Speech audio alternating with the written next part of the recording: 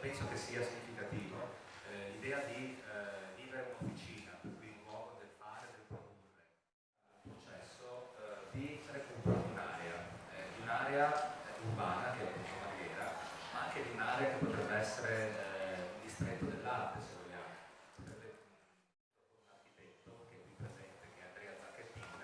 il quale aveva già a suo modo messo in moto un altro progetto indipendente da questo, ma che più o meno persegue le stesse finalità, cioè che praticamente cerca di essere promotore del recupero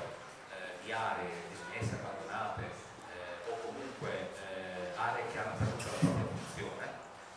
attraverso l'arte. Per cui è nato un incontro che si è sviluppato in pochi mesi e che oggi è diventato il pretesto, proprio qui in questa occasione, per fattivamente ragionare su forme di residenza.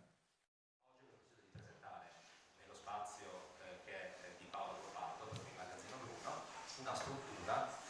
che è una potenziale forma abitativa per artisti in residenza, per cui dare la possibilità a chiunque voglia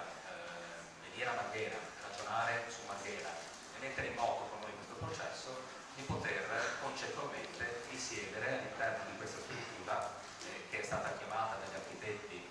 Andrea Zacchettini e dal socio di Andrea Bovo, quindi una parola veneziana, con l'idea di un uovo che protegge, racchiude, ma che offre anche poi la possibilità di nascere o rinascere e mette in moto per cui altri processi esterni ad esso. Per cui...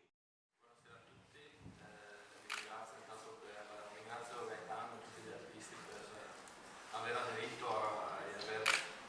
accettato anche la collaborazione con un progetto che inizialmente è strano nella loro realtà, e questo non è una